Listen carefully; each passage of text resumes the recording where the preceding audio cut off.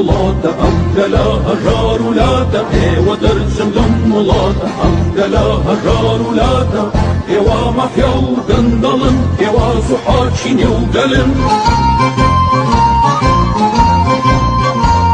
ئێوە بێگانە پەرستن تەگڕون و خۆپەرستن ئەمەستان پلە و کورسیە میلەت بە ئێوە برسیە ئەمەستان پلە و کورسیە میلەت بە ئێوە برسیە ئێمە ئێوەمان داوێ بڕۆن بڕۆن بڕۆن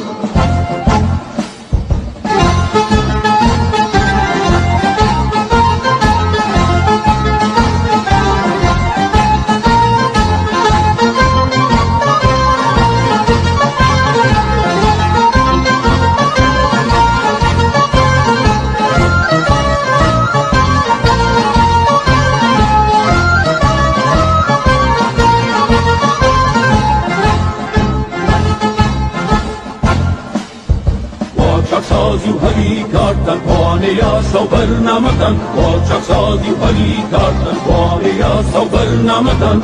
ئێوە دز و میلەت کوژن ڕۆڵەی ئەم گەلە ئەکوژن وا پارەی نەوت و داهاتمان وانێ ئابووری وڵاتمان وجدان لإيوة دانية وأنفة لبرنية وجدان لإيوة دانية وأنفة لبرنية إيما إيوة من داوي برون برون برون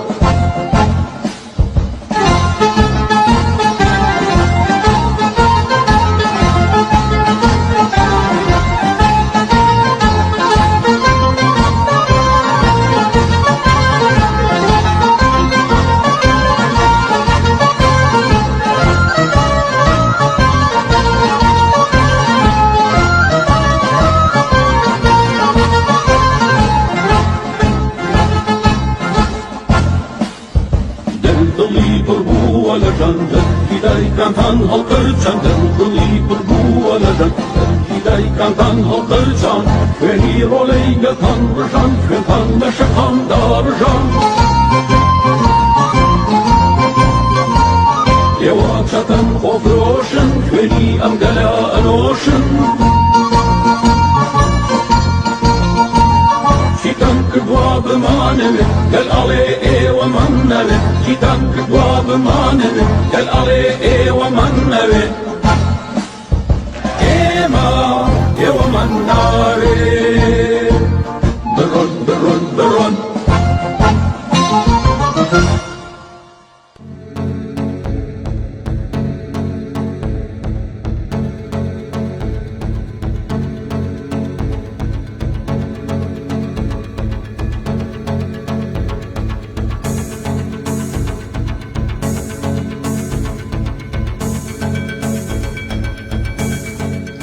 طبعا كدواي أو من بربوم كسكارم باسيان كربوتيان صالي 2004 دوای روخانی صدام مروفيا كاتوا شو تلاي مالي مال سجلات جوهر بپاسوانەکانی گوتۆ ماڵی شێخ نووری لەکوێیە گوتیان ئەوەتانە هاتووە دایک و باوکم لە ماڵەوە بنەوەی نامەیەکم لایە نامەکە داخراوە نای خوێننەوە تا من لە ماڵ دوورەکەومەوە اینجا نامەکە بکەنەوە ماڵی باوکو دایکشم کە سوکارم بخیاڵی ئەوەیان نەبووە ئەم زەلامە احتیمالە لەلایەن منەوە هات بێت ئەخبار و سۆراغی منی هەبێت ترسا بوون وتیانەوە لەوانەیە و کاتە زەرقاوی مەرقاویە بۆ پیان لەوانەیە خوشکێکی مەسئولی یەکێتی بووە وتیان لەوانەیە هاتوێت نامە بێ و تەقینەوەی تیابێت لیان وەرنەگرتووە کابرا ڕۆیشتووە بەڵام من تاکیدم ئەو کابرایە ئەو زەلامە بوو کە من عنوانی خۆمدا پێی و ئەو کاتێک کە دیار نەما تێت نازانەوە چەند ساڵ 10 ساڵ 15 ساڵ لەناو گرتوخانیا بۆ نازان بەڵام ئەمزانی ماوەیەکی زۆر چوو تەحملی نەما بوو ئاواتەخواز بوو کە بیکوژن بەڵێ دیڕۆگەکی مەئسات بوون بەڵێ اینجا کاتەیە کارەکان من خزمێکم هەیە کەسایەتێکی زۆر ناسراوە لەسەر ئاستی عێراق و ناوچەکە خزمێکی دڵسۆزمە لە بەغداوە دێت سەردانی مام جەلالەکە بەکار دێت سەردانی مام جەلال دەکات با تقریبا 2 هەفتە دوای ڕفاندنی من ئەڵێ مام جەلال ئەڵێ کوڕێکی خزممان ئامۆزایەکمان دیار نەماوە پارێزەرە محامیە دیار نەماوە مام جەلالیش یەکسەر ئەڵێ وەڵام منیش بیستومە ناوی هەڵگورد نووری فەخرەدین عەزەدینە باش مام جەلال لە ناو تاڵەبانیان 2000 گەنجی تیا 3000 گەنجی تیا مام جەلال چۆن ناوی چواری من ئەزانێت دەست بەجێ ئەگەر من لەسەر خەیاڵی ئەو نەبووم ئەو ئیمزای لەسەر ڕووفاندنی من نەکردبێ ئیتر مام جەلالیش وتبووی کاک شێخ بە خزمەکەمی گوتبوو وتبووی کاک شێخ بە قەبری باوکت بە قەبری باوکی شێخ حسامەدینی خۆمیش بە گۆڕی هەموو شەهیدانی کوردستان هەڵگورد لە لای من نییە لە لای یەکێتی نییە ئەگەر لە لای من دۆ لە لای یەکێتی بێ ئایسەی دەم بەدەستەوە بی بۆ مۆڵی باوش بەو نوع مام جەلال جوابی خزمەکەمی دابەوە لە کاتێکدا بەڕێی تۆ هیچ زڕفاندن و تیرۆرێک بێ ئەمری تاڵەبانی نەکراوە بەڵێ دەلالە لەوە کەشتە کە ئەم سەرکردانە ڕێز و احترامیان بۆ شەهیدەکانیش نییە کە سوێن بە ناوی شەهیدەکان نەخۆن کە ئەوان لەسەر پشتی و بربڕاگەی و خوێنی و ئێسقانی ئەو شەهیدانە هاتوونە و پلۆپایە و منسەبانیان وەرگرتووە هەرنا ئەوەیە کە دێرێک تاعان هەمووانەی لە مەسعود بارزانیش نزیکن حتا هەموو سوندانی بە گۆڕی بارزانی خواردیە بە تایبەتی مەسەلەن لەوەی کەی سبحسێن ئاغای سوورچی لەوەی شەیدانی مەسیف کە گولە باران کرد ئەو مەسعودە هەم بە کۆسرەت هەم بە عەزیز محەممەدی لە بۆ سوورچیەکان هەم بە کۆسرەتشی لە بۆی مەسیف گوت بوو سوێندی بە گۆڕی بارزانی خوارد و کەس لە بۆ دەستیان لێنادا کەسی هەردوو لاش قەتڵ عەم کرد تاڵەبانیش دیارە هەمان ئەو نەخۆشی هەیە ئەمان ئەو کەسایەتیە درۆزنەیە کە ئاوە سوێن بە گۆڕی باوکی قەید ناکە بە سوێن بە گۆڕی ئەو هەموو شەهیدە دەکە کردیان بە تاڵەبانی و کردیان بە ئەوەیە ئەودا سوێن دەکەش بە درۆ کە ئەوە کاک هەڵگورد خزمی خۆیتی و لە ناوی چێتی شوم بزر کرا ئەوە دەڵێتم لێی نزیکە ئەڵەیە هیچ گرتن و ڕووپاندنێک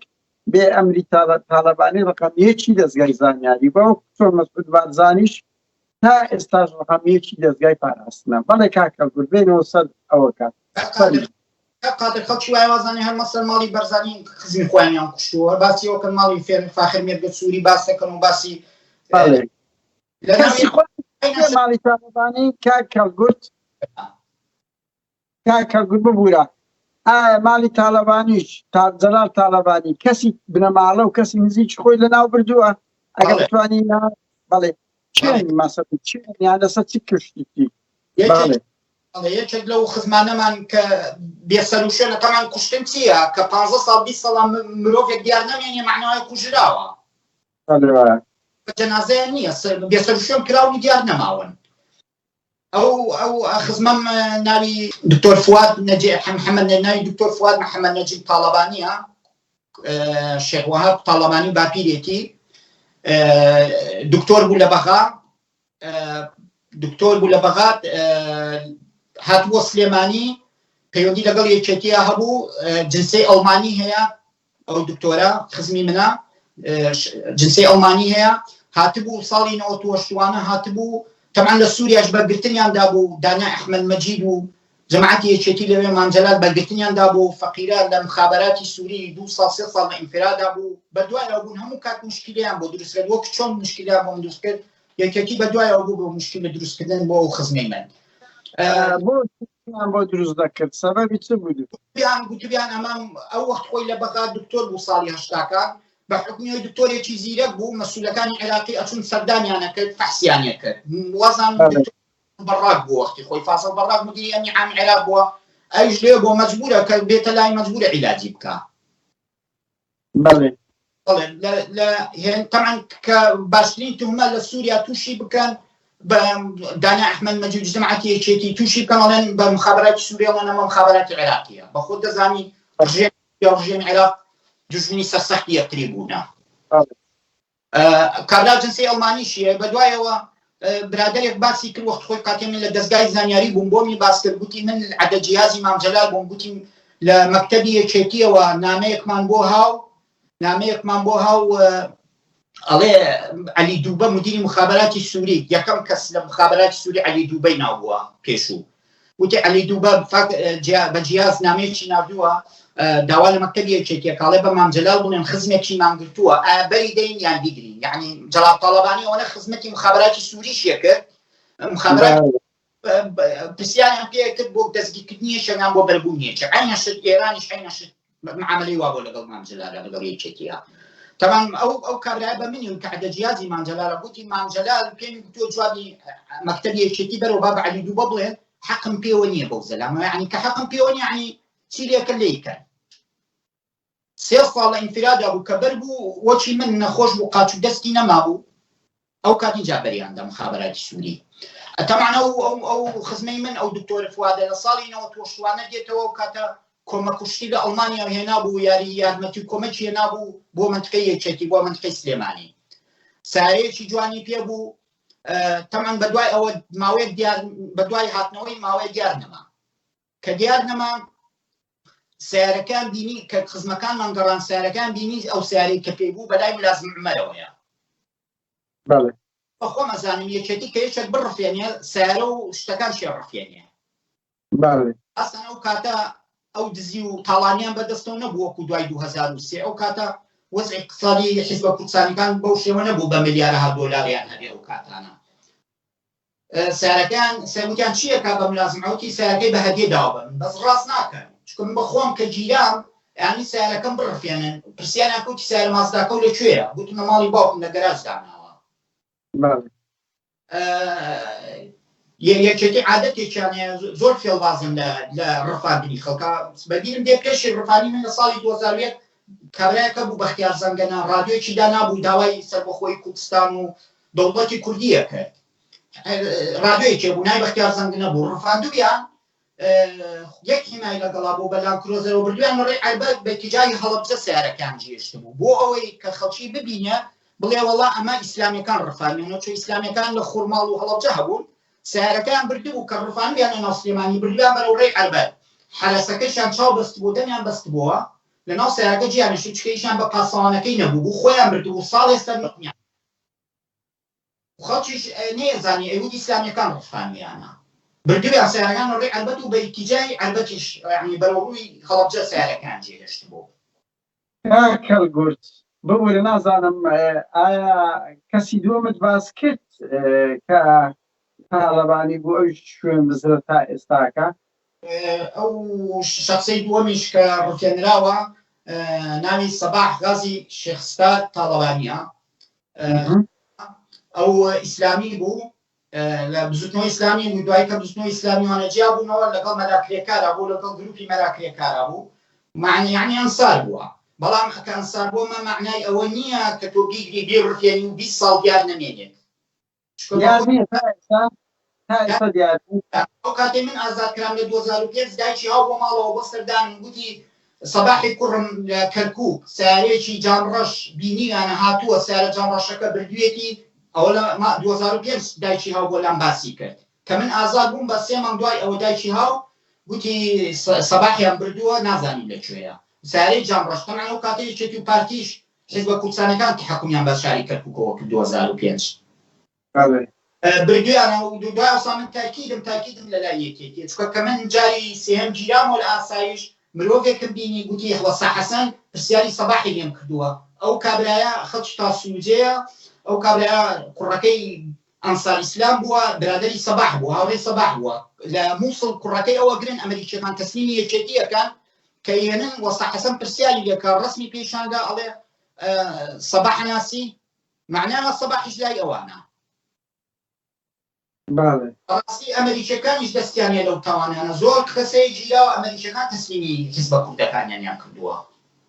با کابراگەر ئیسلامیش بێەوە مەراکرێکار کە ڕئیسی ئەوانەوە تا لە ئیتالیا لە نەرویجە کاملی مافی خۆی هەیە پارێزەی بۆگرن سزنیە تۆ منیە کابراەک بگری 20 ساڵ سەر نوقمیکەی بیکوژی و بێسەر شوێنیکەی نە وەفات نامەی هەیە نە جەنازەی هەیە نە هینی هەیە کەلگورد وا بزانم بەرپرسێکی باڵای عێراق هاتبوو سەردانی کردووی لەوە وەختی زیندانەوە چۆن بوو کاک قادر من وەکو بۆ جەنابتم باس کرد بە تەمای ئەو ڕێکخراوە کە دروستی کەین لەگەڵ و کۆمەڵە گەنجە دژی حکومەتی عێراق یعنی هیچ ئەوە نەبوو بۆ ڕوو کەلگورد بە چ ناوێکی شتان دەکرد ناوی سوپاینی هێنیەوە سوپاینی هێنی کوردستان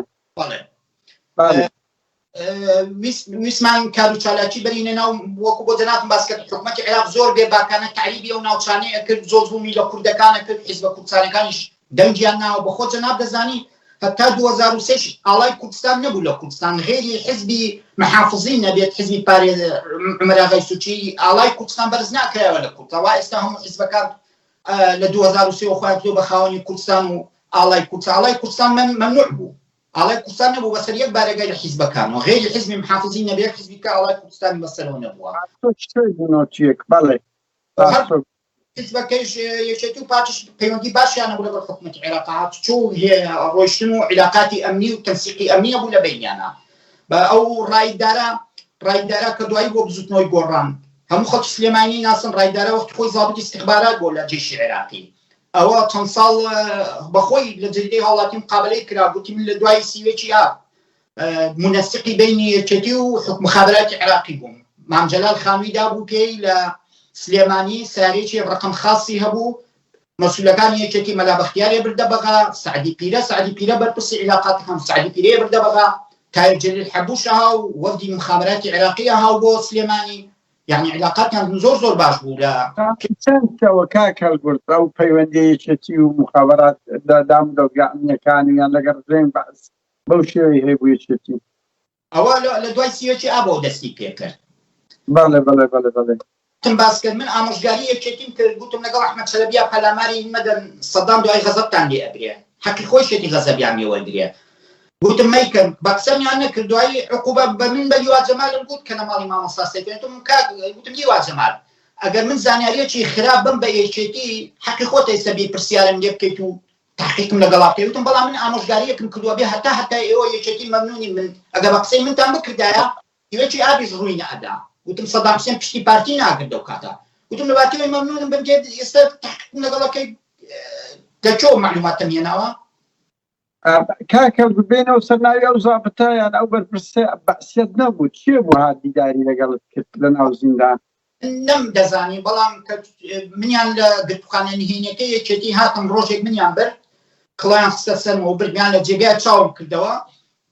منیان دانا دوایی هاتنە ژوورەوە عومەر فەتاح بوو خەسرە بوو محەممەد بوو مامۆستا عەزیز بوو مامۆستا عەزیز بەرپرسی ئەو سەردەما بەرپرسی زانیاری هێزی پێشمەرگە بوو بەرپرسی دەستگای زانیاری هێزی پێشمەرگە لەگەڵ مامۆستا سەیفەدین جێگەری ئاسایشی گشتی هەر چواریا ژۆ کابرایەکیانش لەگەڵا و بە عەرەبی قسەیان نەکرد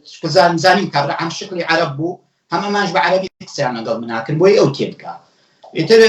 هەندێک پرسیار وشتیانیان کرد دوایی ئەو پرسیارەکە پێ خەسرە و پێ وت ئوستاد تاهەر تایر جەلیل حەبوش پرسیاری لێم کرد گوتی ناوی خۆت حەبوش تایر جەلیل حەبوش ئەو مدیر مخابراتی عێراق بوو من ئەو سەردەمە نەم دەزانی چونکە بە خۆ دەزانی دەستگای استخباراتەکان ڕسم و شتێکمان بڵاو ناکەنەوە لە ئیعلام و لە میدیا و جریان چونکە شەخسی نهێنینە من نەمزانی بەڵام دوایی کە ئازاد بووم لە 2005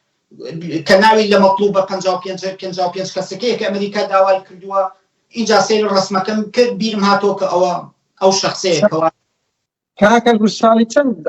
یعنی ئەگە بێتە بیری تاهەر حەبوش دیت یان هاتە زیندان و چی پرسیاری لێت کرد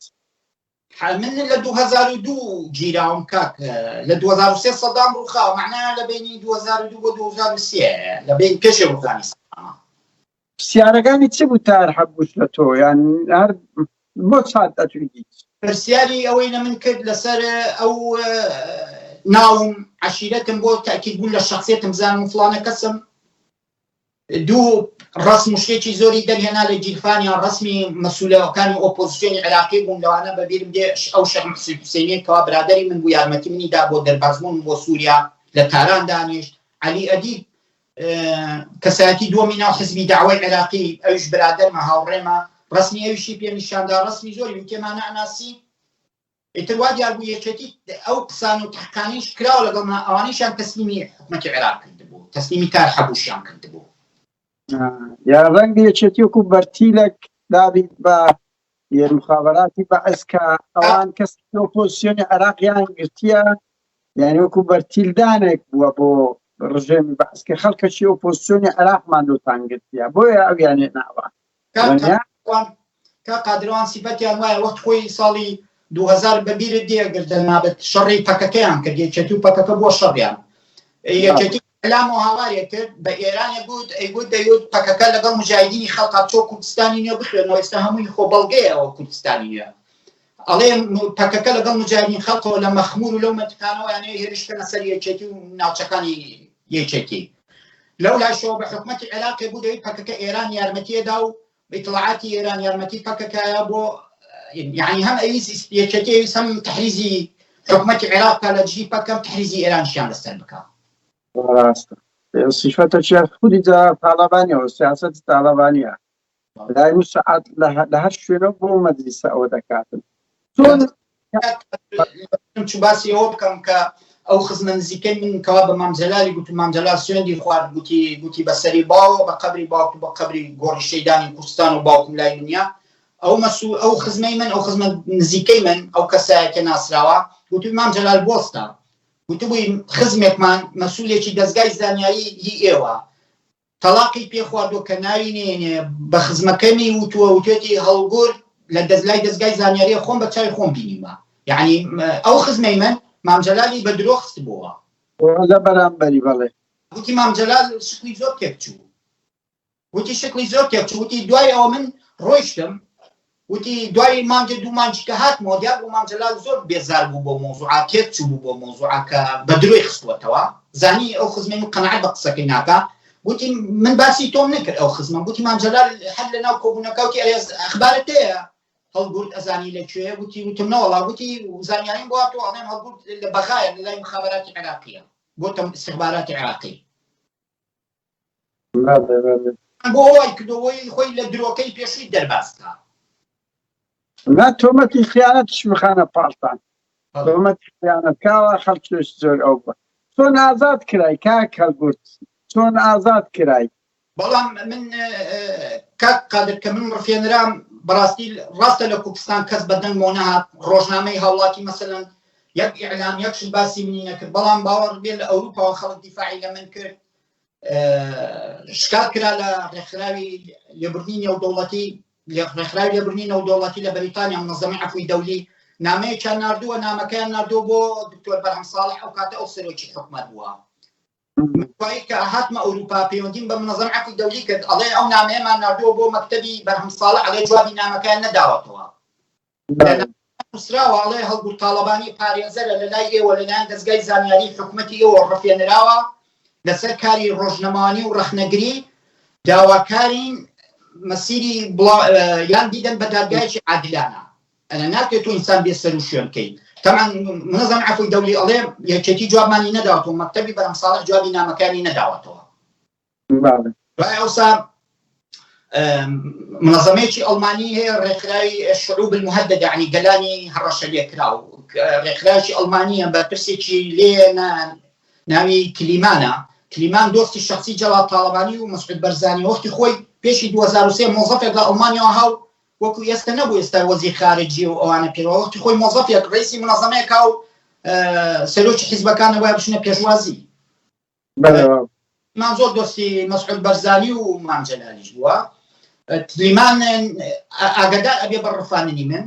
تەمان تلیمان کۆمەک لە وەزارەی ناوخۆی ئەڵمانیا وەرەگرێت بە خۆی جەناب دەزانین سیستەمی یەکێتی ئەوروپامی گرێدراوی یەکن یعنی یەک وەزارەتی ئەڵمانیا بزانێت هەموو وەزارەتەکانی ئەوروپا ئاگاداری مۆزوع دەبن چونکە یەک سیستەم ئیتحاد ئەوروپی تلیمان نامەیەک ئەنووسێ بۆ کەمال فواد بە خۆ دەزانین کەمال فواد مەسئولی علاقاتی یەکێتیە بەڕەحمەت بێ مەسئولی علاقاتی یەکێتی بوو جنسەی ئەڵمانیشیە بوو کەمال فواد دۆستی تلیمان نامەیەکی بۆ ئەنووسێ ئەوە وەسیقەی منەظەمەکەیە ئەوەی تلیمان کە ئەڵێ دووپاتیەوە کاتۆڵێ من نامەیەکمان نووسیەوە بۆ دکتۆر کەمال فواد لەسەر چارەنووسی هەڵگورت تاڵەبانی تلیمان نامەیەکی بۆ نووسێ بۆ کەمال فواد ئەڵێ بەداخەوە ئەڵێ وەختی خۆی ستالین و هتلەر ئەڵێ خەڵکیان سەرنوقمەکە لەسەر جادەکان بەیانی خەڵکە چووە دەرەوە سەرنوقمیانە کرد هێزی استخباراتی ستالین و هتلەر ئەڵێ ترە ئەو شەخسە نەئەبینراوە هەتایە سەرنوقمەکراوە کوژرا ئەڵێ ئەوەیش بەو سەردەمە عینەن ئەو تاوانەکانی ستالین و هتلەر ئەڵێ بەداخەوە کە من یعنی دۆستی ئێوە و یارمەتی ئێوە ئادەین کە ئێوەش ئەوە ڕەفتارەکانتانە طبعا ئەو نامەیە دێ بۆ کەمال فوادیش وەکی فواد معسوومیان و عەدنان موفتی هەندێک لە ناو مەکتەبی سیاسە خەڵکی عەسکەری نینە یعنی خەڵکێکی ئەوە نینە بڵێن هەڕەشیان هەبێ بۆ سەر خەڵک و ناحەزایەتی خەڵکن خەڵکانێکی نەرمن کەمال فوادیش دوای پرسیارەکە و تەمان پیان گوتۆ وتیانە بەڵێ لای ئێمەیە و تەمان جوابی منە ڕێکخراو ئەڵمانیەکان نەداوە بەڵام چوونی ئەو خزمەم بۆ لای مام جەلال چونی ئەو خزمەم بۆ لای مام جەلال و کە پێی گوت هەڵگورت لای ئێوەیە ئەو کەسایەتی ناسراوی کە خزمی منە دوو ئەو منەزەمانە ئاگاداری یەکێتیان کردەوە کە ئەزانن من ڕفێنراوەم ئەوانە سێ ئاراسی شێخجەنی ئاراسی شێخجەنی کە سێ جار جوابی بۆم ناپێشێ ڕافان نەکەم ئاراسیش کاریگەری هەبوو زۆر لەسەرمانی لەسەر جەلال تاڵەبانی ئاراس لەوانەیە کاریگەریی زۆر باشی هەبێت کەوا نەمکوژن ئەو سێ خاڵە وای کرد کە یەکێتی بیر لە کوشتن منەکاتەوە چکە مۆزوعەکە تقریبان وەکو کەشف بوو دەستیان وەکو دەستیان ئاشکرا بوو کە منیان بردووە قەنەعەتیان نەیانتوان قەنەعەت بە خەڵکی بکەن کە ئەمە دیار نەماوە ئێمە ئاگامانیە وان وایە دەبوو ئێمە نازانیان ئاگامان نییە لە لێکوێیە ئیتر ڕۆژێکیان دکتۆر فواد معسووم ئینسانێکی باشە ئینسانێکی خراپ نییە دکتۆر فواد معسووم سەرۆکی پەرلەمانی عێراق بێت لە 2003 لە ماڵی خزمێکی ڕئیسی محکەمەی سلێمانی ئەو ڕئیسی محکەمەی سلێمانی ژمە بە بۆنەی پارێزەرم دۆستی منن ماڵی حاکمەکەی سلێمانی ئێستا خانەنشینە لە ماڵی ئەوانە بێت خزمین تێکڵاوی ژن خوازیانە لەگەڵ ماڵەوەی حاکمیان باز دێتە پێشەوە باسی تاڵەبانیەکەن و سوتفە ئەو حاکمە کەوا دۆستی منە ئەڵێ وەڵا کوڕێکی وا تاڵەبانی و دیار نەماوە و تیبووی لەکوێ وەڵا دەڵێن خزم و کەسکاری ئەڵێن لای یەکێتیە فواد معسووم گوتبوو وەڵای من تعجبم لێ یەکێتی خەڵک بڕەفێنێ و شتی وا بکە ینی هەر ڕادنووسم وەکو ئەوی کە بۆ گاڵتە زۆر دەڵێن بەردەوام فواد معسووم نووستی ینی بڕوای نەکردێت کە خەڵک دەبڕێنێ یەکێتی با هەموو خەیاڵی خۆی ئیتر گوتبووی بەعەل حاڵ دەچمەوە باس دەکەم لەگەڵ مام جەلال لەگەڵ مەکتەب سیاسیە تەوان دوایی مەسئولێکی ئەندامێتە سیاسی یەکێتی کەوا پێکم بە جەنابم گوت چۆنا و گۆڕانەوە دوای بۆ گۆڕان ئەو دوای کە بەربووم گوتی لە ناو مەکتەبی سیاسیا کۆبوونەوە بووە گوتی فواد معسووم هەڵساوە زۆر قسەی کردووە جەلال تاڵەبانی خۆش لێوە گوتووی ئەم کوڕەتان چۆن ڕفانوە ئەم هەڵبوردە ئەمە کە سوکار و خزمی ئەمانە یەکێتیان دروست کردووە لەسەر بڕبڕی پشتیەمان چەنە تقریبا 90 شەهید بەس لە خزمەکانم نزیک هەموو شەهید یەکێتی و ئەنفال کراون خزمم نەماوە زۆر خزمە نزیکەکانم زۆری لەناو چوونە بەبوونی یان بەبوونی شەڕی پێشمەرگەوە پێشمەرگەی یەکێتی بوونە لەگەڵ بەحسا کوژراون یانەوەتانی ئەنفال کراون ئیتر فواد معسووم زۆر ئیحراجی جەلال تاڵەبانیەکە بە پێشی هەموو کۆسرەتەوەی لێ دانیشتوونە ئەو ئەندامە سیاسی یەکێتی باسی کرد گوتی فواد معسووم تەمان جەلال تاڵەبانی خۆشەویست فواد معسووم خۆشەویست ئەو کاتە برایەکشم خنکا بوو من لە زیندان بووم برایەکم خنکا بوو لە خانەقی مام جەلال گوتووی دکتۆر بڕۆ بۆ تەعزیەکان چلەی براکەم بوو چلەی بوو گوتووی چۆ بۆ تەعزیەکان بە کەسوکاری هەڵگور بڵێ مام جەلال هەوڵەدا سۆراغی بکات بیدۆزێتەوە نەیگوت بوو لای منە سۆراغێکم بیەن و دوایی تەرتیبی وایان کرد دەستگای زانیاری کە عەلەساس من بڵێم بە تورکیا سجن بوومەوە دوایی مام جەلال وەساتی کردو لای حکومەتی تورکیا و بە بۆنەی وەساتی مام جەلالەوە من بەربوومە یعنی سیناریۆکەیان ئاوا دروست کرد بۆی لە پشتی خۆیان کردن اینجا کات مام جەلال ئەو وعدەی دابوو کە بەرم دەم تەمەن ئەو کاتە من بوو بە ساڵی 2005 نەقاچم مابوو نەدەستم مابوو هەلەکار کەوتبووم پاسەوانەکان وای لاتبوو کڵاویانە خستە سەرمەوە ئەمیان بردە دەرەوە بە ڕاکێشان ئەمیان برد بۆ سەری ئەو 3 ساڵە ڕدێنی سەدام حوسێنە دی بوو چۆن بوو ڕدێنی من ئاوا بوو بۆ گەنیم لێ ئاهاو بۆ گەنیم لێ ئینجا لێمیانەدایان بۆ گەنی وتم ئێوە ئێڵم خۆم من خۆم بشۆم لەو 3 ساڵەتە و 2 ساڵ و 8 مانگە من لێوە بوومە و 5 مانگە 2 جار خۆم شتووە 2 جار هەر جاری 2 دقە 2 جار ڕیشیان تاشیوە بە مەکینە 2 جار ڕیشم وەکی سەدام حوسێنی لێ هاتبوو ئیتر زۆر درۆیان لەگەڵ ماکە زۆر وام لات و بڕوان بە هیچ شتێ ناتکە ناوە گوتوخانەیە بم ناو گوتوخانەکەی دەستگای زانیاری ڕۆژێکیان هاتن ئاخر خۆشتنم بوو برمیانە حەمامەکەم بە مەکینە ڕیشمیان تاشی و وتیان ئایا بە خۆتا بکە و بەرتە دەین ئەو کاتە وتیان بەرتە دەین تاوان باوەڕم نەکرد وتم ڕاست ناکەم چکە دەست قاچم نەمابوو وتم لەوانەیە بم کوژنیان بمبەن بۆ شوێنێکی کە نازانم چی لێەکەن ئیتر بەڕاستی من کە لەناو ئەو 2 ساڵ و 5 مانگە لێ بووم مردنی خۆمم بە چاوی خۆم بینی عنی وام لێ هاو کەیتر دەست و قاچی نەما شایەتمان مەیەنا کەیتر چاوەڕوانی مردن بووم ئیتر کە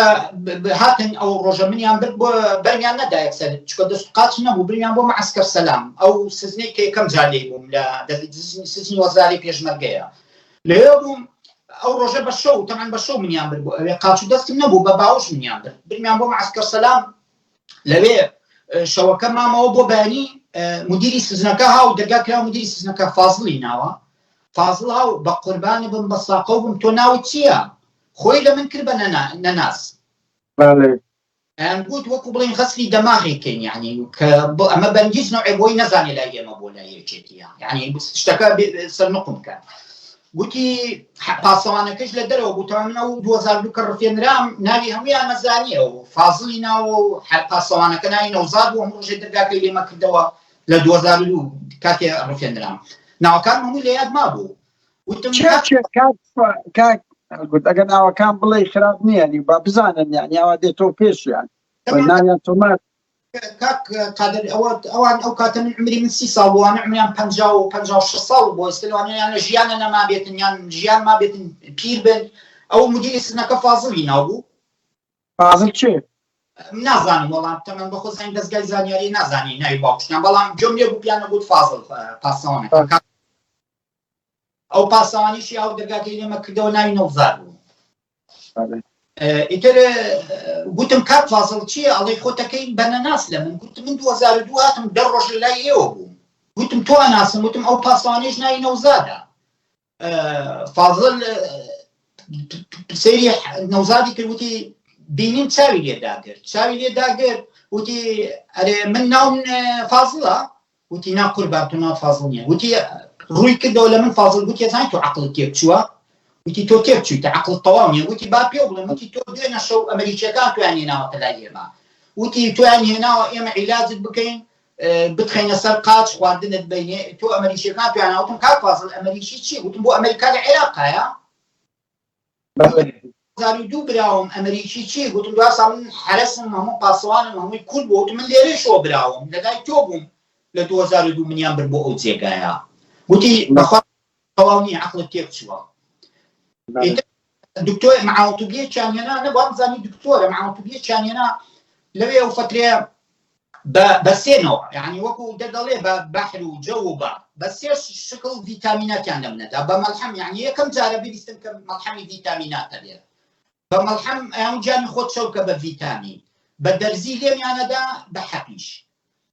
خواردنەکەمیان باش کردەوە ئیتر دوای 10 ڕۆژ 15 ڕۆژ معاوتوبیەکە هاتە ژوورەوە دەرگاکەی داخست معاوتوبیەکە بە خۆت زانی معاوتوبی جەلادی هەر نەبێت پزیشکە و هینی خبرەی تو بێت وتی هەڵگورد وتی من با پێت بڵم وتی ئازاد دەکەن باوەڕم نەهات چکە زانی دەستگای زانیاریە درۆکەن وتی وەڵڵاهی باوەڕت بێ وتی وعدیان داوە بەرێت بدەن ئازادکەم وتی بەڵام پێیان شەرمە ئێستا بۆ نوع دەرێتکەن قاچ و دەست نییە چۆن خەڵک دێتە لات ئەڵێن ئەمە وای لێ کراوە وتی لەبەرەوە یارمەتیمدا محاولەکە وەرە سەر قاچ بەس یەک تۆز بڕۆ وتی من تەقریرا نووسم بەرێت دەن وتی حتا وتی من جوابم بۆ عومەر فەتاح و خەسرە بۆ محەممەد ژیناردو وتمە ئێوە بوا لە خەڵکەکەن ئیجا دوای بەمناڵێن وەرە عیلاجیکە معنای وایە ئەمە نەک بە من بە خەڵکی تریشی وایان کردووە لە دەست و قاچیانیان خستووە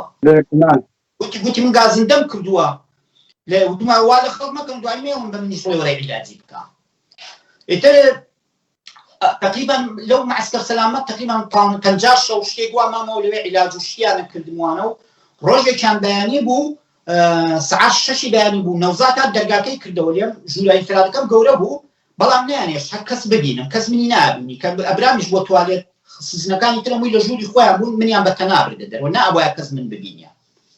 چونکە من لەسەر جادە ڕفێنراوم ئەبێ لەسەر جادێش دوای ئازاد بکرێم یعنی بەبێ وەرەقە و بەبێ دۆکومنت و بەبێ هیچ شتێک وتی دەبینی زەکە و بەتانی هەموو شتەکە و کۆکەرەوە کۆم کردەوە بردم وتی لێ داینا نەمزانی بۆچی سزنەکە ژوورەکەیان چۆڵ کرد کاتێ لە مەمەڕەکە چوومە دەرەوە سەیرێکم ئیڤای حرەت جمهوری هەیە وتم باشە خوایە بینم کردم ئەم ئیڤای حرەت جمهوریانە چییە کە ئیڤاکانی حرەت جمهوریە گەر ببی بێ ئیڤای بەرز بوون ساری زۆر بەرز بوون نەوانەی حرەت جمهوری ئیڤای تایبەت بەهێزی گاردی کۆماری عێراقی بوو و پێم سێ بوو چکە من نەمەزانی ئەمریکا هاتۆتە عێراق و نەمەزانی سەدام ڕووخاوە تەماشا ئەکەم لەناو ئەو دەرگانە هەر زیندانێکە و بەتانی چەنداوە بەسەریە و پاسەوانێ بە تەنیشتێوێتی لەناو سیارەکەیە. ئێستاش تێ نەگەشتم نەمزانی چییە. فازڵ مدیری سزنەکە گوتی ئەم بەرن بە منی وتی ئەم بەرن لە ژووری پاسەوانەکان دانێن، گوتی ئەم نەخۆشە. دوایی زانیم کە منیان بردە ئەوێ لە ژووری پاسەوانەکان منیاندانا ئەوانەیە ئەو زەلامێک لێ بوو ناسیاو بوو. وتم ئەرێوە خێرە چییە لە دەستگای زانیاری زانی کە منم دەستی کرد بە گریانیش. وتی من زۆر بە دوای تۆیان گەڕاوم دەستی کرد بە گریان کە الحەمدوللا ماویت لە ژیانە. وتم ئەرێوە خێرە چییە؟ گوتی ئەوە بۆیە تویان هێناوەتە ئێرە. وتی سەلیب ئەحمەر هاتووە تەفتیشی ئێراکە ئەو خەڵکانە ڕەوانە دەرەوەی زیندانە کە تۆشیان هێناوەتی داوات لێ ئەەکەم لەبەر خاتری من. وتی ئەگەر هاتنە ژوورەوە سەلیب ئەحمەر هاتنە ژووری وتی نایەنە ئێرە. وتی بە سوود هاتم بڵێ من پێشمەرگەم و نەخۆشم. وتم مادام تۆ ئەو پیاوەتی و احترامەت لە من گرتووە وتم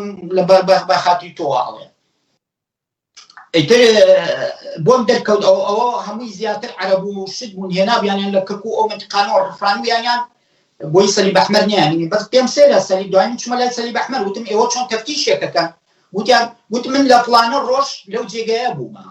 ئێوە هاتوونە تەفتیش ناکە. وتم ئێوە چۆن ئەچن تەفتیشی سزنی ئاسایش و دەستگای زانیاریەکەنە بێ مۆعیدیان لێ وەرگرن و پیانەوە لە فڵانە ڕۆژا دێین و وتم ئەبێت تەفتیش مفاجئ بێ. ئەوە کەی تەفتیشە تۆ 2 ڕۆژ 3 ڕۆژ پێش وەخت ئاگاداریان بکەیتەوە و ئیزنیان لێ وەرگری بڵێ من دێم تەفتیشی ئەو جێگایە ئەکەم. وتم ئەوە دەلیلیشە چونکە دەلیلە. گوتیان تۆ لە چۆ ئەزانی؟ ئێمە لە 19/12/2004 بوو. 19 مانگی 12 واتە دیسەمبەر 2004. وتم لە فڵانە سەعاتە ئێوە هاتوونە بۆ ئەوێ. وتم من لەوێ بووم منیان شاردووەتەوە لە ئێوە لە چوومە سەلیب ئەحمەری هەولێر پێیان گوت. وتیان فعلا ڕاستەکە لەو تاریخی ئێمە هاتوونەتە ئەوێ. وتی بەڵام کەسمان نەبینێ. وتم هەموویان چۆڵ کردووە هەموویان بردووەتە دەرەوە. وتم خۆم بینیە عەسکەریە بوونا. بەڵێ دوایەوە ئازاد کرا کاک کەڵگوڕ چۆن ئازاد کرا؟ یعنی ئازاد بەڵێ بەحاڵ دەستم بە دیوارەوە کرد. ئەو 50 ڕۆژە وەکو پێتم عیلاجێکی مرەکەز بەدەستم بە دیوارەوە گرت. نەمەتوانی قەڵم بگرمە دەستەوە. دوگمەی کەمیسم نەئەتوانی داخەم و بیکەم و هەتا وەکو ساڵێکیش دوای ئەوە نەمەتوانی دوگمەکەم وایە یەکێک لە ماڵەوە دوگمەکانم بۆ بکاتەوە. چونکە ئەو ئیحتیلالی ئەعسابە گە یەکێک پزیشک بێ ئەزانێت خەسایسەکانی و سیفاتەکانی چۆنە و نەخۆشیە. ڕۆژێکیان لە 2005 بوو لە کۆتایەکەی بوو هەفتەی یەک بوو هەفتەی یەکی 2005 بوو. هاتن منیان بردە دەرەوە برمیان بۆ ژووری مدیری سجن بۆ ژووری فازڵ. لەوێ سەیەکەم 2 ئەفەندی دانیشتووە زانیم کە چاوتی دەستگای زانیاری بەڵام نیان مەناسی. سەیەکەم کامێرەیەکیان داناوە لەگەڵ مسەورێکیان لەگەڵاتەوە کامێرەیەکی تەلەڤیزۆنیان داناوە و حازریان بۆ شتی حازریان کردو نەمزانی چییە. فازڵیش دانیشت بوو لەوێ مدیری سجن. لەوێ پێمیان بووکیان هەڵگوت بڕیاری یەکێتی مامجەلال بڕیاری ئازادکردنی داوە بەرتە دەین بەڵام مەرجێکمانێ ئەبێت تەعهودێ بنووسی دوای ئەو تەعهودەیش وێنەیە بگری. وتم خێرە تەعهودەکە چییە؟ وتیان ئەبێت لە تەعهودەکە بنووسی بڵێ من خیانەتکار بوومە، من سەر بە ئیطلاعاتی وەزارەتی ئیطلاعاتی ئێرا بوومە، من خیانەتم لە حکومەتی هەرێمی کوردستان کردووە، دژی کورد بوومە. دوای ئەوسا بڵێ بنووسە بڵێ قاچ و دەستم لە حادیسەی سیارەوام لێ هاتووە لە نەوەتەکان لە حادیسەی سیارەوام لێ هاتووە. وتی دوای ئەوسا ئەوە پێ ئەنووسین اینجا دوای تەسویریش یەکەین و هەڕەشەیشیان ێمدا گوتیان ئەچیتە دەرەوە لە سجن ببیستین بە یەکنەوە باسی یەکێتی بکەی باسی سجن بکەی باسی ئەوکەی. وتی ئەو جارە نادڕفین وتی ئەو جارە وتی حاکم و محکەمە بەدەستی خۆمانەوە وتی تۆمەتێکت بۆ دروستەکەین 15 ساڵ 20 ساڵ خەینە زیندانەوە هەتا ماوی بۆ خۆت لە زینداناوی. هەڕەشەی ئەویان ێمدا ئەو تەعهودە وتم من ناتوانم تەعهود بنووسم. گوتم دوای ئەوسا کاک فازڵ پێم گوتم ئێوە ئەڵێن لای ئەمریکیەکان بوویتە. گوتم تۆ پێشی 50 ڕۆژنیان هێناوە تۆڵی لای ئەمریکیەکان تو مەگەڵ لای ئەمریکیەکانم بۆ ئەو تەعهودە بە منە نووسن ئێستا. جوابی نەبوو تەمان بە درۆم خستەوە.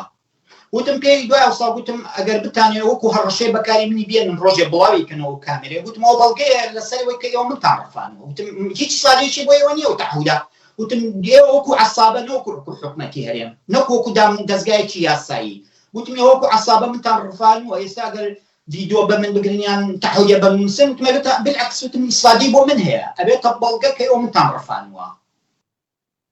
وتي أم حق مانية أما أمر ما بيكرا وبريال ما بيدراوا كبي تحوية كلي والجرين وتم أيلينيش بلا مجبورين بيلهم تكون تمن ولا مردنا مجبورين بيلهم وتم بلا هيج أرزش كي إسفادي تبو إيواني وتم بالعكس إسفادة بمنكا إتر دواوسا من براسي قلم نمتواني بقرا من قاتل دستم نمابو قلتم إيوه بينوسن خوي اعتيادي واحد دائما تحقيق هيك كينوسي وتود إمزايكي كموافقي قلتم إيوه بينوسن من إمزايك ومتى أنا أبي أخو بينوسي قلتم من دستو ختم ناتوان دستمنيا قلتم مشكلة نيا باور بيه وازم ششحاو ديابو يك ساعاتي بيتشو بيك ساعة جاتوان ششحاو ديابو نوسن يعني أون دستم خراب الشركة دوای رسمیان کرد بە کامێرا تەسویریان کرد ڕۆیشتن ئێوارە هاتن سواری برمیانە حەوشەکە فازڵ بوو 4-5 کەسیکە بوون کڵاویان خستە سەرمەوە لە ناو سیارەیە پیکاب بوو لە ناو پیکابەکە لە پێشەوە سەری منیان خستە خوارەوە یعنی بۆ هینەکە بۆی خەڵک نەمبینێت کڵاوشتم لە سەرم لە ژێرەوە بێ دەستم لە پشتەوە بوو فازڵ مدیری سزنەکە 5,000 دیناری خستە دەستمەوە وتی ئەوە 5,000 دینارە بۆ کرێی تەکسی اینجا من هەتا و کاتێژ نەکەوتمە سەر جادە و نەڕۆیشتن هەموو درۆکەن هەموو لەوانەیە بۆ شوێنی ترم بەرن چکە درۆیان زۆر لەگەڵما کردبوو لە ناو سزنەکەیە وتی ئەوە 5,000 میش پێکەنین هەر زیاتر کەوتمە شک و گومانە وتم قوربان 5,000 بۆ کوێ مەنێری وتم 5,000 نازانم کا قادر بەبیر نییە وەخت خۆی خەڵک لە کوردستانەوە چۆر تورکیا بەڕێ قاچاق 5,000 سویسری بوو 5,000 سویسری بوو وتم 5,000 زۆرە و تەکسی چی وتم تەکسی بە 10 دینارە وتی ئەسحاب الکهفت بیستووە وتم بەڵێ وتی ئەزانی تۆ خۆ ئەسحاب الکهفت لێ هاتووە دەستیان کرد بە پێکەنین وەکو قەشمەریانە کرد بە من خۆ ئەسحاب الکهفت لێ هاتووە وتم بۆ وتی با پێو بڵێن وتی پارەی عێراقی گۆڕاوە ڕژێمی عێراق گۆڕاوە سەدام حوسێن لە سجنایە و بەڕاستی شۆک بووم یعنی شۆک بووم یعنی ئابلکافم هاتەوە بیر ئیتر بردمیان بە سیارەش تەمەن شەو بوو برمیان وتیان ئێستا لە سیارەکە داکەبین بەڵام دەنگی سیارەکە ئێمە هاوڕۆیشت اینجا کڵاوەکە لەسەر خولایە بۆی سیارەکە نەبینم ڕقەمی شتێک لە دواوە ئیتر کە منیان دابەزان منیان داگرت قاچ و دەستم تەواو نەبوو وەکو بۆ جەناب باس کە دەستم بە دیوارەوە وای بگریتایە لەسەر شۆستەیە منیان دابەزان دامیان نیشان پیجامەیەکی عەسکەریم لەبەرایە پیجامەیەکی زەیتونی پترۆلی سیارە ڕۆژ بەڕاستی من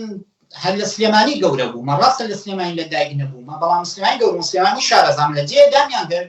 نەمەزانی شێ وتم بۆ خۆیانمانە درۆوە کەمانە ئەمە سلێمانی نییە ئەمە ئەبێ منیان بۆ کوێ هێنابێ یعنی وایان لێم کردبوو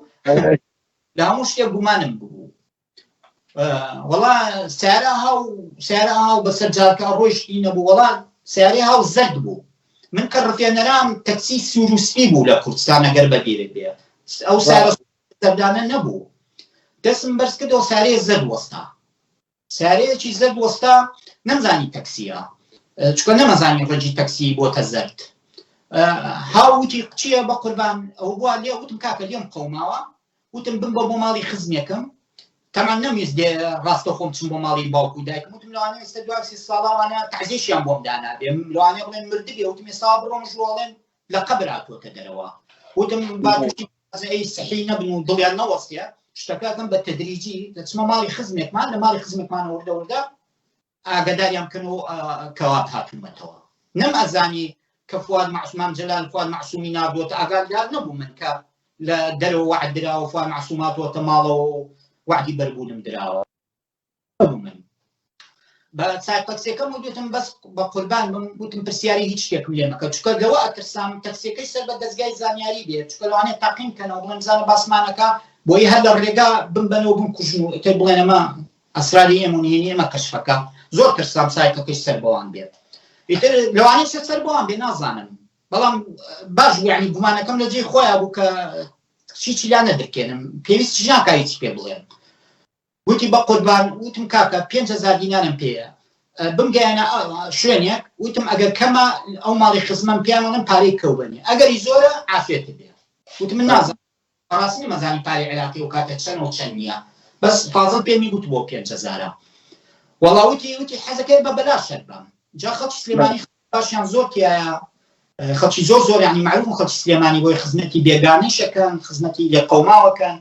وتم لەوانەیە لەو نوعانەیش بێت لەو جۆرە بێت یعنی وەڵا یارمەتیمیدا بە باوش بدمێ ناو سیارەکە و بەس وەکو حەزێک ئەویست بزانێت چییە مۆزوعەکە وەکو بێکی معلومات ئەویست قسەم لێ دەربێنێ وتم کاکە من لە وڵاتێکی دەرەوە سجن بوومە و هاتوومەتەوە نەمگوت لای وتم بەس قوربانە بە وتم پرسیارشتم لێمەکەوتی تۆ ئێرهابی نیت تیرۆریست تۆ تیرۆریست نیت وتم تیرۆری چی وتم تیرۆری چی وتی گروپێک دەبچووە بە ناوی زەرقاویەوە گروپێکن تیرۆرەکەن لە دژی جێ سوپای عێراقی و لە دژی حکومەتی عێراق و لە دژی ئەمریکیەکان وتم ناوەڵا قوربان جان گوتم نەوەڵا من نە ئیسلامیمە و نە تیرۆریستم و نە ئەوانە و بەڵام من لێم قەوماوە و تکات یەکەمەوە دە پرسیار نێم کەوتی وەڵا بێ بتبم بۆ ئاسایش وتم بۆ چێم بێ بۆ ئاسایش وتی چێ لە تۆ تیرۆریزم وتم کورە بە قوربانت بم لێم گەڕێت چونکە ئەمزان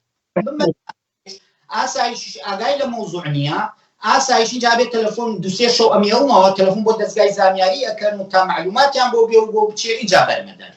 وتم کاکە گیان بە قوربان بە ساقەوم تۆ ئەوم لەسەر بمگەێنەوە و خۆت لەگەڵ ئیتر من ئەوە بوو گەیانمی چوومە خاڵە حاجی نەمزانی ماڵی باوکم نزیکی ماڵی و خزمەمانە نەمزانی ئەوان باریان کردووە چونەتە جێگایچکە چوومە خاڵە حاجی بەهەرحاڵ جێگاکەم دۆزیەوە وتمە لێرە دامبەزێنە کە ئافرەتێکی لە خزمەکان هاتە دەرەوە پیرێژنە منی ناسیەوە سایق تەکسێکە هەر وەستا بوو ئەویست ئیسفادە بکە بزانێت لە بینی من و خزمەی منە چی ئەبێت بۆی شتێک بزانێت منیش پێم گوتم کاکی سایق پارەکە کەمە کرێتە وتی نەوەڵڵا حەزەکە ئێستا پارەکە دەدەمەوە وتم ئافێتت بێ گوتم کاکە خوا حافیز خوات لەگەڵ بێ بڕۆ بەو نوعە بەڕێم کرد بەو نوعە بەڕێم کرد ئیتر دوایەوە لە ماڵی ئەو خزمەمان دانیشتم کچەکانی هاتنووسێرەکەم جلیان ڕەشە وتم ئەرێ ئەوە خێرە جلتان ڕەشاوانە دەستیان کرد بە گریان تەسەور ناکەوت یەک برای بچووکم ما بۆ برایەکم گوتم شەهید بووە لە 96 یەک برای بچووکم ما بۆ عمری 16 ساڵ بووتیان وەڵا لە ئاوا خنکاوە ئەوەی بۆ جەنابتم باس وتم فواد معسووم هاتووەتە چیلەی تەعزیەی برا بکەمەوە ئیتر ئەو برایان بوو برایشم نەما بوو ئیتر تەمعەن ئەو زوڵم و زۆرەی لێم کرا ئەو نەهامەتەی بەسەرما هاوە یعنی مستەقبەلی منیان فەوتان زۆر لە زیاتر چین و ڕقم لێ یەکێتی هەڵگرت کە تۆڵەی خۆمیان لێ بکەمەوە تەمعەن ئەوانیش هەڕەشیان لە مندا بووانش هەر لە مراقەبەیە بووم چاودێری منیانە کرد تەمەەن جا خزمیانە نارد بۆ لەم خزممێ لە دەستگای دیزانیاری ئەنارد بزانیمە قسە ئەەکەمیان یان برادەر یان دۆست تێکردم ئیتر ڕۆژێکیان چوومە دکتۆر باوکم وتیان یەکێ باب لەگەڵ هات ناخۆم چکە ئەوەندە سجن کرا بووم حەزم بە ئازادی بوو ئەمیش خۆم بە تەنها بچمە دەرەوە گۆچانم بەدەستەوە بوو دوو گۆچانمەکە دەژێری دەستمەوە بۆ گۆچانەوە ڕۆشتم چون بۆ دکتۆر بۆ جادەی ئۆرزی لە سلێمانی لەوێ نازام سیستەم چۆنە من لە ژوورەوە بووم ژنێکیکە شاتر و فەحسێکرد هەر لە ژوورەوە دوو لە لای دکتۆرەکان ژنەکە گوێی لێ بوو گوتم من حەبس بوومە و لە ژوورێکی وا بوومە بەڵام نەمگوتە وتم لە دەوڵەتێکیکە حەبس بوومە بە دکتۆرەکەم ئەو ئافرەتەش گوێی لێ بوو ئافرەتەکە پێشی من چووە دەرەوە کاتێ من هاتمە دەرەوە لە دوای ئافرەتەکە سێرەکەم بەخۆ زانی لای ئەمە مواجهی خستەخانە خەڵک زۆر دانیشێت هەمووی لەوێ دانیشتوونە پارەیان کۆ کردوون ئەوە دە پارەیان کۆ کردبووە ئەو ئافرەتەکە لە ژوورەوە بوو پیانی وتو ئەمە کوڕێک وایە و لێی قەوماوە و سجن بووە و لە ژوور 3 ساڵە هیچ بێسەر شوێ بووە ئەمە دە پارەی کردووە یارمەتی وتم من دەوڵەمەندە عالێ من بارانی خەڵکی باش قسم چێ خەڵکی باشە گوتم من فەقیر نیمە پارەکە بژێرنەوە پارەکەم دایەوە پیان گوتم من الحەمدلله وەزعی ماز دەوڵەمەندین ئێمە پارەمانەیە گوتم ئەوتی بۆ خۆت بە تەنها کرد تۆ ئەو نەخۆشی وتم مەتر حەزم وایە بە ئازادی چەند ساڵ بەڵێ ئیتر چوومە بەغدا محاولەم کرد ئەو جەریدەی سۆشیۆل پرێس و دێت پرێسوانە ویستم لە ڕێگەی ئەوانەوە کۆنتاکت بکەم و معلوماتیان بەمێ لەسەر ئەو حەوادیسانی دەستگای زانیاری و ئەو تەعزیب و ئەشکەنجانە وتم دوای ئەوەش هەڵدێم ڕاکە یعنی لەگەڵ بڵاوکردنەوەی ئەو تاو لە کوردستان بەجێڵم نەمەزانی دەستگای زانیاری چاودێری مەکەن بە خەستی چاودێری مەکەن خاصن بە خۆت زانی تازەیە حەوت مانگێ بەربوو بێت چاودێری دەکەم کاک دکتۆر کاک قادرگیان کە بەربووم دکتۆریان هێنا لا ماڵەوە چاوم 10 مەتری نابینی چکە 3 ساڵ تقریبا 2 ساڵ 8 مانگ لە تاریکیا بووم دکتۆر وتی ئەبێ پەردە لە ژوورێکی پەردەی هەبێت نابێت تۆ ڕووناچی بە ئاسایی ببینی ئەبێ وردە بە تەدریجی دکتۆر عرب بوو زۆر برادرم بوو عەرەبی باشە زانم عەرەبیم لە بیر چوو بووە وتی باشە هەڵگوت تۆ بۆ زمان لە بیرچوو وتم ئاخر تۆ نازانی چی بەسەر منە هات وتم من غەسلی دەماغ کراوم مێشکم شۆراوەتەوە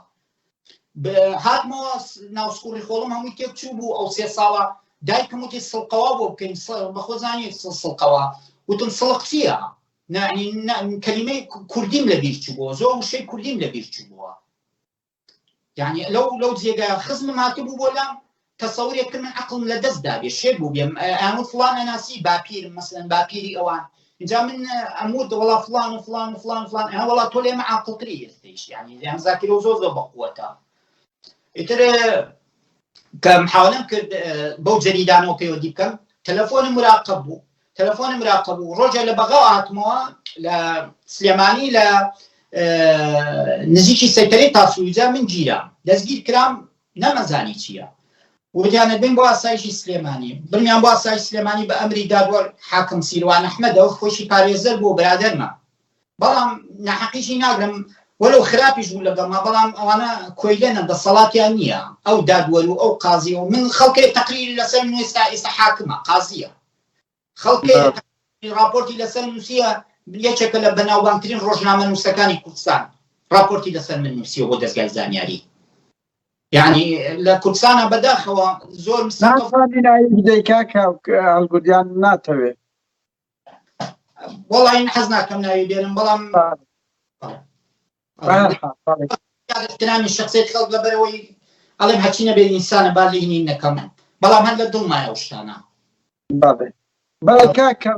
ئەوە دەدەقەیەکمان لە دەستمایە ئەگەر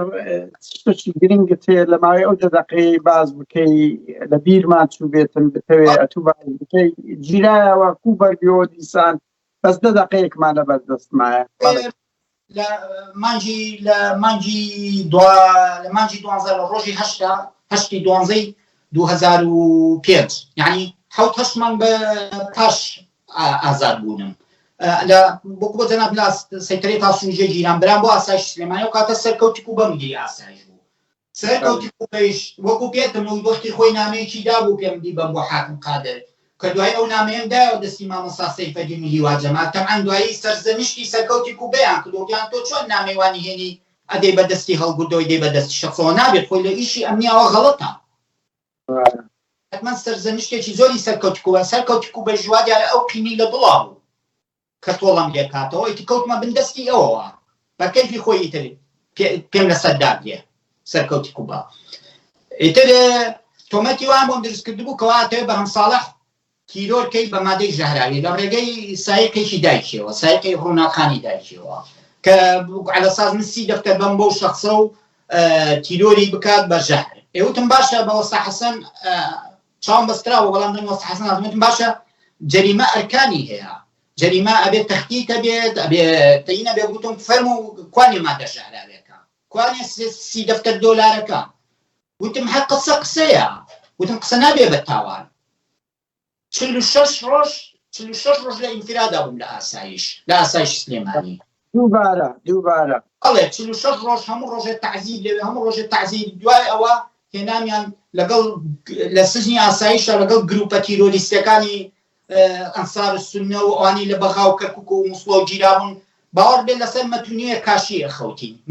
لەسەر یەک کاشی نیو تقریبا قاعەیە بوو 100 کەسی زیاتر تیا بوو کاتی دانیشتن پشتبەی بە دیوارەوە بەسرە بوو سعاتی ئێمە پشمانەدا بە دیوارەوە دوایی ئێمە جێگاکانمان گۆڕی جەماعەتێکی کا هاتن لەسەر کاشینیە زۆری یعنی تا بەیانی نەمەتوانی من عادەتمێ مرۆڤ ئەبێ ئەملاولاکە لە کاتیشەوە بەلای چەپا بەلای ڕاستە ئەو هەموو 100 کەسە ئەخەوت بەبێ ئەوەی بجوڵێت تۆ چکە مەجال نەبوو تۆ ئەملا ئەولا بکەی بۆچی ماسی هەیە لەناو قوتووە ماسی لەناو قوتووە دانراوە ڕاست و چەپ ئاوە قاچی زیندانیەک لە لای سەری من بوو سەری منش لە لای وەچی ناو ماسی لەناو قوتووی دابنێ ئەیتر تقریبا 7 مانگ لێوێ مامەوە دوای 3 مانگ 4 مانگ حاکم سیروان ئەحمەد ئێستا خانەنشینە بانی کرد وتی تۆ ئەندامی لە نەقابێ محامین گوتم بە نای مدەینەکە محققەکەی وت بەلایەوە دانیشتووتی ئێمە ناتوانین دادگایە بکەین وتی لەبەرەوەی وای پێ بوو وتی تاکید لە ئەندامی نەقابەی گوتم ئەندامی نەقابەی محامین جا لە ئەندامی قانونی نەقابەی محامینە مادەیەکە بۆ خۆی نازانم ئێستا مادەکە گۆڕابێ مادەی 23 لە یاسای پارێزەریە ئەڵێ هیچ پارێزەرێک دەستگیر ناکرێت ئیلا ئەبێت ئاسایشیان ئەو جیهاتە ئەمنیە ئاگاداری نەقابە بکات ئەبێت نەقابە ئاگادار بێ موافقە بێ اینجا ئەتوان تحقیق لەگەڵ محامیا بکرێت نەکە بێ یاسایی بوو قانونی نەبوو بۆوان ئیتر وتیان ئەبێت جواب نێین بۆ نەقابە بزانین نەقابە چێوە تەمان دوای 4 مانگ بە شەکی ڕاستش ناکەن ئەیانزانی من پارێزەرم یەکێتیانزانی من محامیمە لە دوای 4 مانگ تەمان محامی ئەو کاتە ڕئیسی نەقابەی محامین کاتە نەقشبەندی بوو پارتی بوو کابراایکی زۆر باردووە لەم پێشی ماوەیە بە کۆرۆنا ناوزان ئەمری خوای کرد ڕەحمەتی خوای لێبێ ئیتر ئەوان نەقابەش پارتی بەدەستی بەسەرا زۆری ئەندامەکانی پارتینە ئیتر پارتیش تەمام خۆزانی لەمە ناحەزی لەگەڵ یەکێتی ئەوانەیە پارتی موافقەیان نەکرد پارتی وتیان فعلا خۆ من هیچ نەکردبوو یعنی تحقیقەکەم یەک ئیفادەیەکیان نەبوو کەوا من بێتم بەرهەم ساڵح کوشم یعنی بزانە کاتی ڕفانی یەکەمیشم هەر تۆمەتی بەرهەم ساڵحیان بۆم دروست کرد لە دوای ئەوەیش لە گرتنی سێمیش هەمووتیانەتەوەی بەرهەم ساڵح کوژ یعنی نازانم بەڕاستی من دوای بەربووم بیستم سەدان زیندانی گیراوە هەمووی وتیانەتەوە تۆی بەرهەم ساڵح کوژی ئێوەم باشان بەرهەم ساڵح بوو بە چی يعني وەکو عنوانێک وایە بۆ دەستگیرکردنی خەڵک فقط معقولە من تقریرەکە درۆ بێت جارێک کەم بڵێ وڵات تۆ تێ فڵانە کەس کوژیتەوە يعني ڕەنگی بەردەوا بێت تا ئێستا شەڕ ئەوە بێهاولی کوشتنی بەرەم ساڵح باوەڕ ناکەم ئێستا بەرەم ساڵح ڕزای تاڵ بووە ئێستا بەرەم ساڵح وەکو جاران نەماوە جاران یەکێتی لافی پێودایم ئەوی مخابراتی ئەمریکیە جاران یەکێتی ئێستا توڕوایان کردووە اینجا پێم وت بە زاڵتی ئاسایشەکەم گوتم ئەگەر من نیازی کوشتن هەبێ بە خۆ زانی من دژمنی ئێوە وتم یەکێ لە بۆ سەرکردە گەورەکانتان وەکو کۆسرە تیرۆ دەکەم یەکێ وەکو ئەسەلام بەیس تیرۆ دەکەم یەکێ وەکو شێخ زەعفەر تیرۆ دەکەم بەرەم ساڵح چییە بچین تیرۆری کەم کابرایەکە وتم باسا دژمنایەتی منیشی نەکردووە بەرەم ساڵح بۆ تیرۆری بکەم وتمە چمانە کوژم لیوان جەمالە کوژم ئەگەر تیرۆری بکەم ئیتر ئەوە بوو نەقابەی محامین کە پارتی دەستی بەسەرا و نەقابەی محامین گوتی هەڵگورد هیچ تاوانێکی نەکردو و ئێمە موافق نین دادگایی بکەین ئیتر دەستی یەکێتی بەسترایەوە چکە یەکێتی وەکو پێکە متهڕەشیان لێمدا کاتی تەعەودەکان پێم نووسی پێشی کاتی لە ڕفانەکە بەرم لە دۆزە وتی باسمان بکەی باسی یەکێتی بکەی باسی تعزیب و زیندان بکەی گوتی تۆمەتت بۆ دروستەکەین لە دادگا لە ڕێی یاساوە و حکمی 15-20 ساڵ حکم بەسەرا دێت ئەمزانی بۆ ئەو سیناریۆیە تەمان ئەو سیناریۆیە شتی تریشی بەدووە دوای ئەخرامە زیندانی عامەوە کە حکمەدرا لەوێ پیاوەکوژ و قاتی زۆر لە زەلام مرۆڤێکیان گاڵەدا چەقۆی هاریانەدا چەقۆی بکە بەسکێ و بیکوژە و لەوێ هەلوانەیە ناوسزنەکانیان تەسویە کردا دوایان زەلامی کوشتوێتی ئیتر کەس و کارەمە چوونە لای حاکم سیروان دادوەری ئاسایشە ئەیوت وەڵام لەلایینە سەرکەوتی کوبەیە وەڵام قەزێکە قانونیە و لەلایەن ئەم دەست و دەستیان بە خزم کە سوکاری منە کرد و ئەم نەچەر و ئەوسەر نەقابەی محامین گوتی ئێمە ڕازی نین دادگایی بکەین یعنی ئەبێت تەواو بێ بەرم بن ئەوە مانگی 4 هەر بەرمیان نەدا اینجا چیان کرد ئاسایش منی بەڕێ حاکم سیروانەوە منیان تحویلی دکتۆری نەفسی کرد لیژنەی تۆبی کە ئەو کاتە دکتۆر نزار محەممەد ئەمین بوو بەبیرم دێت لیژنەکە دکتۆر جەمال عومەر حوسێن بوو یەکێکی کە بوو نەمەزانی چییە سێ دکتۆر بوون منیان بر بۆ مستەشفای جمهوری لەوێ قسەیان لەگەڵما کرد وتیان کاکە بە مندووبەکەی ئاسایشیان وت کە منی هێنابوو دەستشم کە لە بچە بوو تان کاکەم زەلامە ساغە هیچی نییە بۆ هێناوتانە وتی ئاسایش وتی بڕۆ بە ئاسایش بڵێ تەقریرێکمان بۆ بنووسێ منیان بردەوە بۆ ئاسایش وتیان بە ئاسایشیان وتیان راپۆرتێکمان بۆ بنووسێ بزان تەسەڕوفاتی من چۆنە لەناو سزنا لەگەڵ زیندانی و لەگەڵ ئەو خەڵکە تەمەن ئەمزانی ئەمە پیلانە ئەمزانی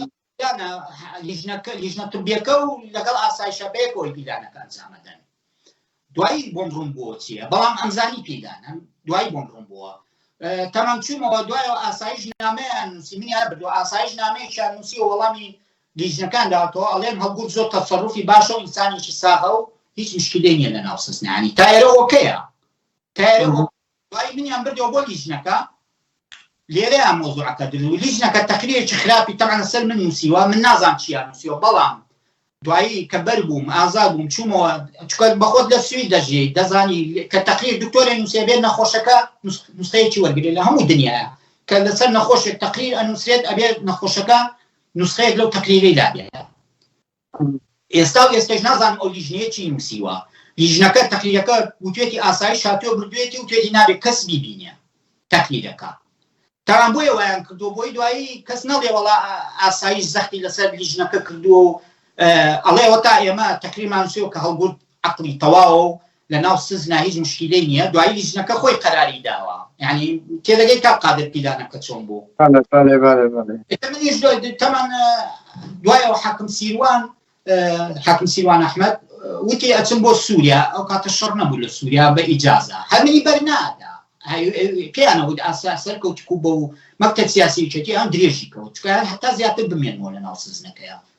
بۆی زیاتر عەزابم بن چوو هاتەوە اینجا هەموو ڕۆژێک کە سوکار ماوە ئەوی دووشەماوەی چوارشەماوە ئەوی شەمە ئیتر وەکو گاڵپەزاڕی یار خزمێکم چووە لای سەرکەوتی کووبە پێوتی کا سەرکەوتی ئەگەر هەڵگورت تاوانبارە بیدەن بە مەحکەمە ئەگەر شتی تاوانبارنی ئازادی کەن وتی کاکە بە کورتی ئێمە لێ ئەترسین وتی ئەم زەلامە ئەچێتە دەرەوە دەست ئەگەێنێ بە ئەوروپا دەست ئەگەێنێ بە فەزەحمانەکان باسی باسی دەستگای زانیاری و باسی ئاسایشەکان ئێمە لێ ئەترسی وتی ئەمە سەرکەوت کووبە وتی بەریە دەین بەڵام خینە ژێر ئیقامی جەبریەوە ئەو کاتە چێ محەقق بوو لە ئاسایش ئێستا مرد پێشیە ماوەیە بە جەڵدەی دەماغ ساڵی پارێکە من ئەسکەندەری ناوبوو خەڵکی هەڵەبجەیە ئەو ئەسکەندەر و کاتە نەقیب بوو ئەو تەحقیقی لەگەڵی مناکرد برمیانە لای ئەسکەندەر وتی ئەبێت کەفیل بێەوەیش کەفیل احتیاجیە لە هەموو کەسێکی وەرەگرن زاوایەکما بۆ کەفیلم بەڵام وتی تۆ بێ ئیقامەی جەبری دەبێ هەموو هەفتەی 3 جار بێ ئیمزا بکەی نەچوتەوتی بۆ هەولێریش نابێت بچی ئەترسا من بچم دەست بێنم بە ئیعلام و شت بڵاو بکەمەوە ئیتر من یەک دوو جار چوومە ئاسایش تەوقیعم کرد دوایی باوکو دایکم کەس نەمانە ماڵەوە وتم چکە خوشت لەوانەیە لەبەر بەژۆدی خۆیان بچین ئیخباریم کە بە یەکێتی بڵێن لەبەر بەژۆدی خۆیان ببوورە کاتمان تەواو دەبێت ئەگەر بتوانانی بە کورتی کۆتاییەکەی پێبینی لە چەند دەقەیەکدا بەڵێ گوتم بە باوکو دایکم گوتم من ئەوانە ئەم کوژن بۆ چۆن سەدام کوڕەکەی ئەحمەد حەسەن بەکری کوشت کردی بە ژێری ئیڤای عەسکەری و دوایی چوونە تەعزیەکە و فاتحەشان وتم من بەیانی دوو بەیانیەچم ئیمزا بکەم لە ئاسایش سارەیەک لەوێ ئاسایش دەستگای زانیاری سارەیەک هانەدەم ئەم کا بەژێرەوە دوایی دێنە تەعزیەکەشمەوە و فاتحە و سەرخۆشیە خوێن و وتم خوێنم بزرێنی وتم من ڕاکەم لە کوردستان جێڵم و ئەوە بۆ ڕام کرد و دەرچم لە کوردستان قسەیەکی وات ماوە کاک هەڵگورت لەبیرت چوو بێیان بە گرنگزان دە خۆی ئەو قسانە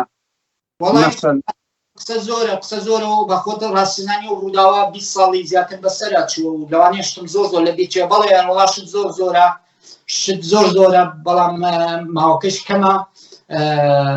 هەر ئەوەندە یعنی ئێستا لە زاکیرەمایە و باسی بکەم بەڵام بەڕاستایەتی شتی تر زۆرە هەیە